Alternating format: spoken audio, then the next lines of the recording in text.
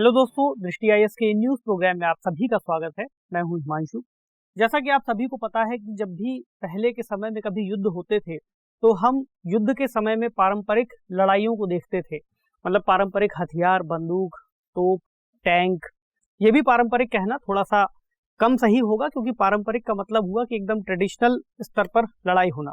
लेकिन ट्रेडिशनल किसे कहा जाए, इस बात पर विमर्श हो सकता है। धीरे धीरे हाथों और पैरों की लड़ाई के बाद जैसे जैसे हमने मशीनों का उपयोग करना शुरू कर दिया, यानी हम कहेंगे कि हम एक आधुनिकीकरण की ओर बढ़ना हमने शुरू कर दिया।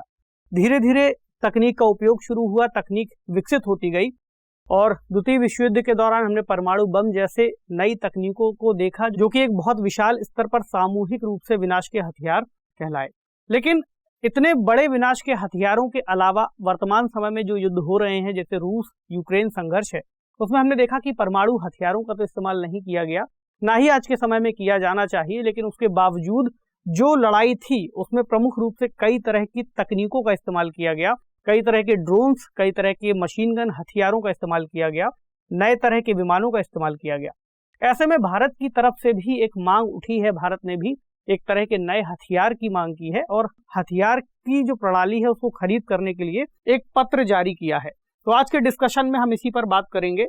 डिस्कशन के लिए टॉपिक है भारतीय सेना को क्यों चाहिए CALM, यानी काम सिस्टम हम कह सकते हैं। तो क्या है ये काम सिस्टम, इसको समझेंगे। न्यूज के डायमेंशन में अभी हम न्यूज के बारे में और बात करेंगे, काम सिस्टम को समझेंगे। इसके अलावा जो एक प्रक्रिया शुरू की है भारतीय सेना ने, उसको RFI कहा गया है। तो RFI क्या है, इसको भी समझेंगे। इस काम सिस्टम को खरीदने की जरूरत हमें क्यों है और इसके क्या प्रभाव हैं इस सिस्टम के, किस तरह से हमारे लिए लाभकारी हो सकता है, एक निष्कर्ष देखेंगे और एक मेंस के स्तर पर एक प्रश्न भी हल करने का प्रयास करेंगे। यह विषय सीधे सीधे GS पेपर 3 के अंतर्गत सुरक्षा और तकनीक से जुड़ता है। तो सुरक्षा के तहत हम बाह्य सुरक्षा भी जोड़ सकते हैं और आंतरिक सुरक्षा भी जोड़ सकते हैं। जो भी चुनौतियां हैं आतंकवाद की हो या फिर आंतरिक अशांति की, हम दोनों ही स्तर पर इसको डील कर सकते हैं। न्यूज क्या आई थी, what is canister launched anti armour loiter ammunition that the army wants. तो नाम दिया गया है, चलिए शुरू करते हैं काम सिस्टम से। काम सिस्टम CALM, इसका फुल फॉर्म क्या है?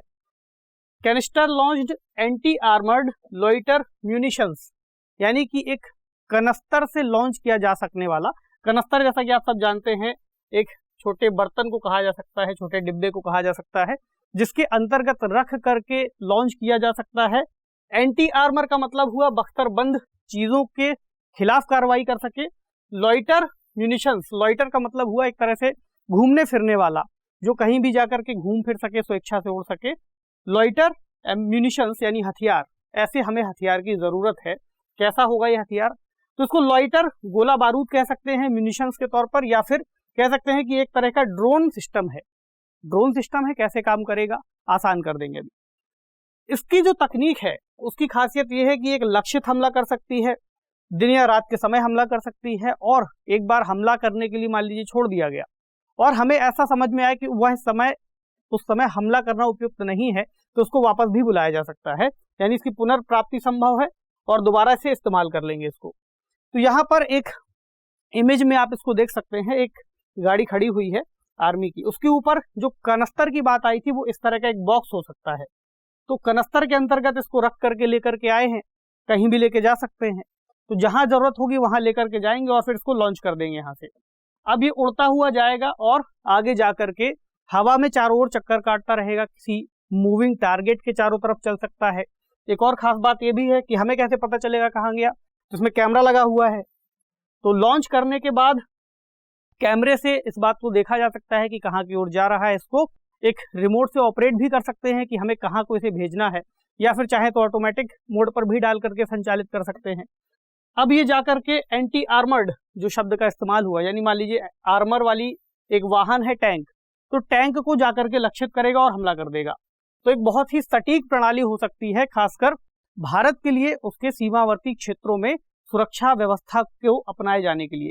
तो पूरा सिस्टम कुछ इस तरह से काम करता है। अच्छी बात यह भी है कि ऐसी जगहें जहां पर हमें विजिबिलिटी नहीं है, जहां पर हम बहुत दूर तक नहीं देख सकते, कोई भी वजह हो सकती है, बॉर्डर एरिया है या फिर वहां पर कोई नदी वाला या फिर घने जंगलों वाला कोई क्षेत्र है, तो वहां पर भी इसको हम भेज करके देख सकते हैं। कहीं बहुत दूर पर हमें हमला करना है तो एक रेंज दे सकता है, छोटे ब्लास्ट कर सकता है, यानी खासकर ऐसी जगहों पर जहां पर हमें अपने सैनिकों की कैजुअलिटी यानी सैनिकों को लेकर के कोई दुर्घटना होने की संभावना है, वहां पर इस तकनीक का इस्तेमाल बहुत ही आसानी से किया जा सकता है।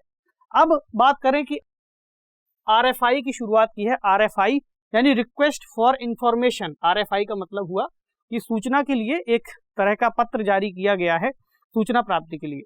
सूचना किस चीज की चाहिए? RFI दरअसल जारी किया जाता है किसी खरीदार की तरफ से और उस संस्था को जारी किया जा सकता है जो इस तरह की तकनीक बेचती हो, तो एक आधिकारिक पत्र कहलाता है RFI।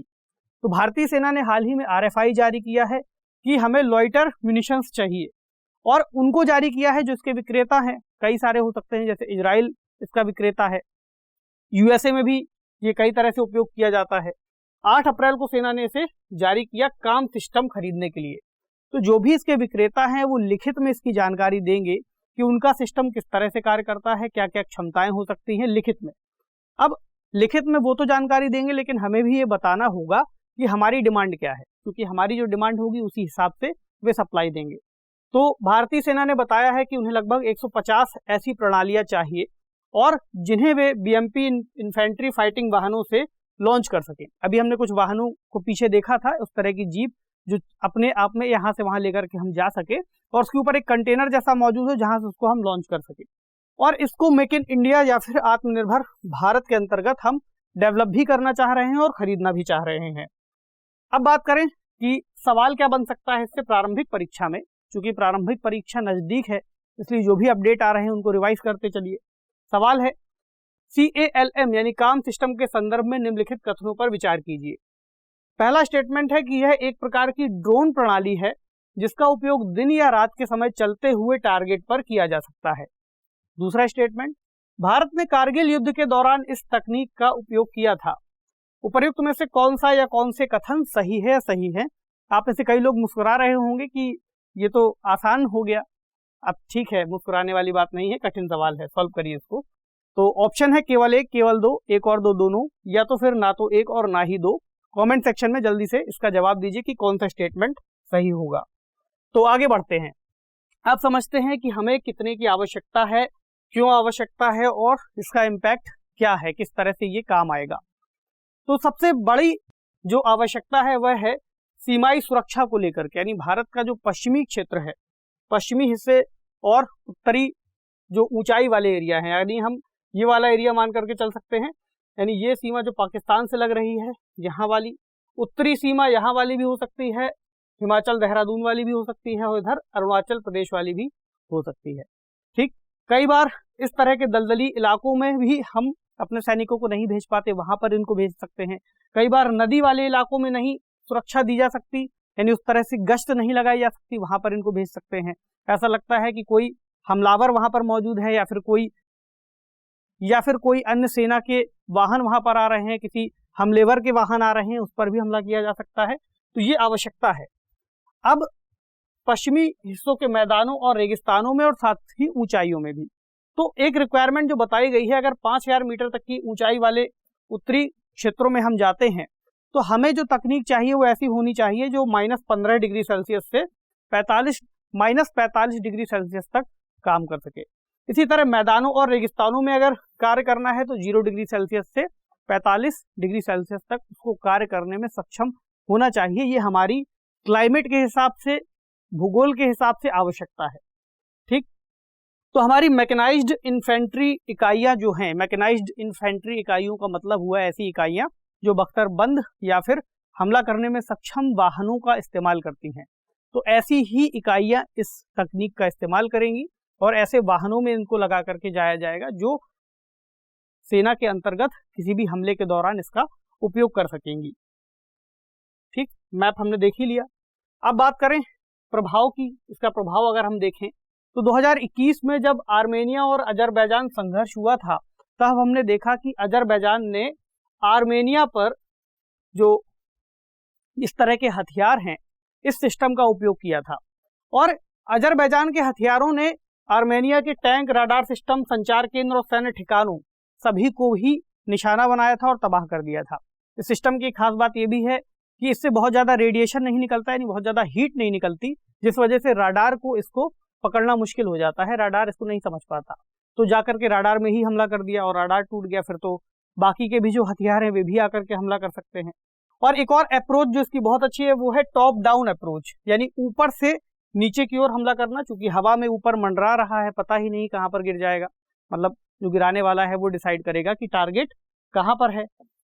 तो जब हमला किया जाएगा तो मान लीजिए कोई टैंक है, बख्तरबंद है, तो टैंक का सबसे कमजोर जो क्षेत्र होता है, कमजोर इलाका होता है टैंक के अंतर्गत, वो है उसके ऊपर वाला एरिया। मान लीजिए ये कोई टैंक है,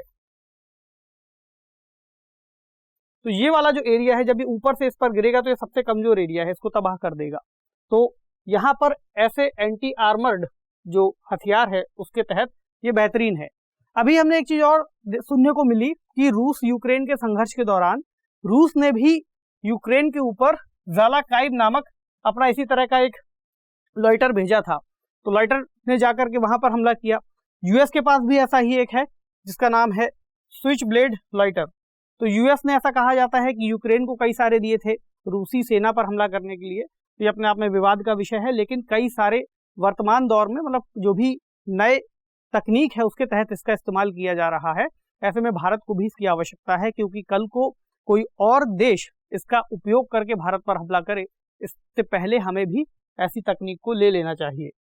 तो निष्कर्ष के तौर पर कह सकते हैं कि भारतीय सेना के आधुनिकीकरण की जो बात आती है उसके दौरान ऐसी तकनीक बहुत महत्वपूर्ण है।